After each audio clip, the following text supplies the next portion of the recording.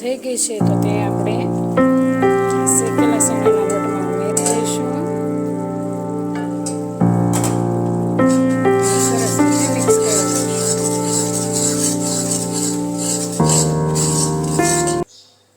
જય શ્રી કૃષ્ણ. કેમ છો? બધા મજામાં તો છો? તો આજે આપણે બનાવવાની છે ખાસ રેસીપી. જેમ કે આપણે રોજ જે કહીએ છીએ કે આજે આપણે ખાસ રેસીપી બનાવવાની છે, તો વિડીયોમાં એન્ડ સુધી બન્યા રહેજો ને. ચાલો બનાવવાની શરૂઆત કરી દઈએ. તો અહીંયા આપણે એક મોટો તાસ લઈ લીધો છે. તેમાં આપણે આ 2 વાટકી ચણાનો લોટ ઉમેરવાનો છે. તો મેં અહીંયા 2 વાટકી ચણાનો લોટ ઉમેરી દીધો છે. તો આપણે આ ચણાના લોટમાં થોડું થોડું દૂધ ઉમેરવાનું છે અને અહીંયા દૂધનું મોણ દઈ દીધું છે અને તેને ચાયણી વડે સાળી લેવાનું છે આપણે આ લોટને.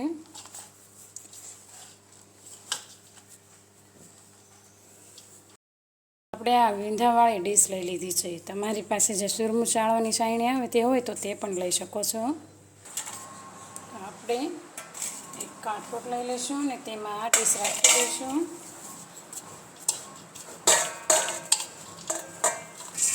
અને મોણ દીધેલો લોટ છે ને તેમાં ઉમેરી દઈશું અને હાથની મદદથી આપણે આમ ચાળી લેવાનું છે.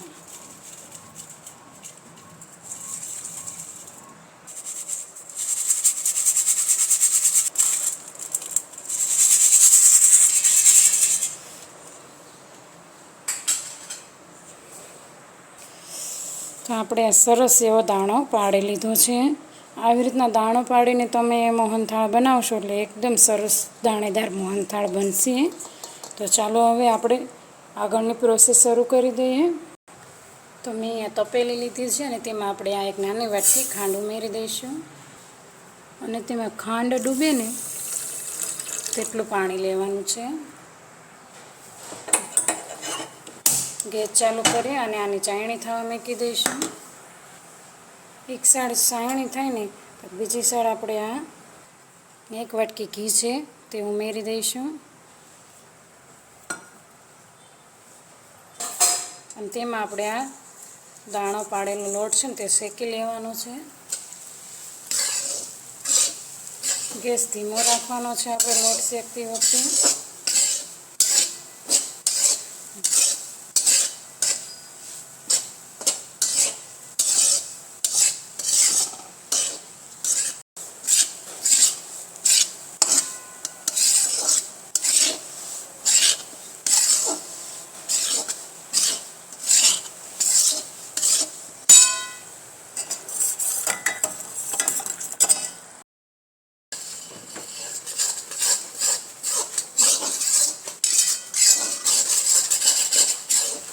લોટ સરસ એવો શેકાવા આવ્યો છે.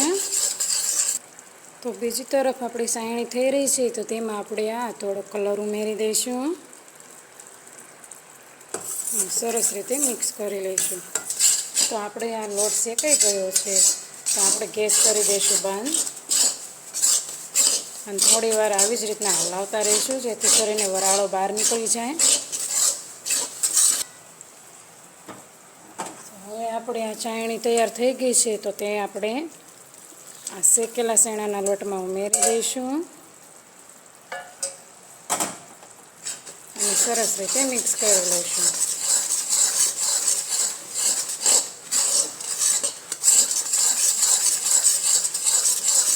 તો મેં અહીંયા ગેસ બંધ જ રહેવા દીધો છે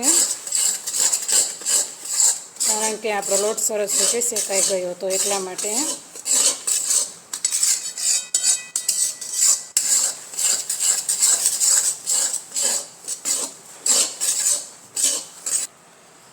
તો મેં અહીંયા જાયફળ લીધું છે અને તેને આપણે સરસ રીતે થોડુંક ખમણીને ભભરાવી દઈશું. જો તમે ઈચ્છો તો ઇલાયચી પણ ઉમેરી શકો છો.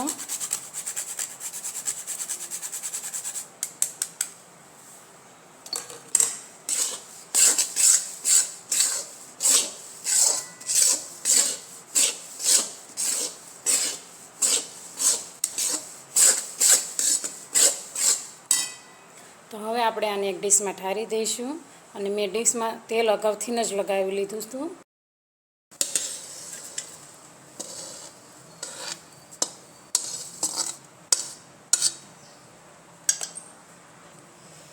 તો હવે આપણે આને ડીશમાં સરસ રીતે સેટ કરી લેવાનું છે.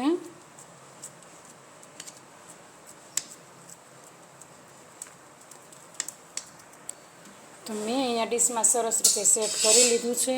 તો આપણે થોડા પિસ્તાના ટુકડા ઉમેરી દઈશું અને તેની સાથે આપણે થોડી બદામ ઉમેરી દઈશું, થોડાક કટ લગાવી દઈશું. આ કટ લગાવી દીધા છે. હવે આપણે આને થોડી વાર માટે ઠરવા દઈશું.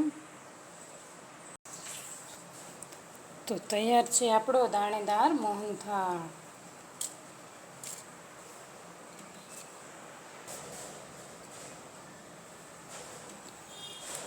અને જો તમને મારો આ વિડીયો ગમ્યો હોય તો લાઇક, શેર અને સબસ્ક્રાઈબ કરવાનું ભૂલતા નહીં. હું તમને એક પીસ કટિંગ કરીને પણ બતાવું છું. ખૂબ જ ટેસ્ટી એવો આપણો મોહનથાળ તૈયાર છે.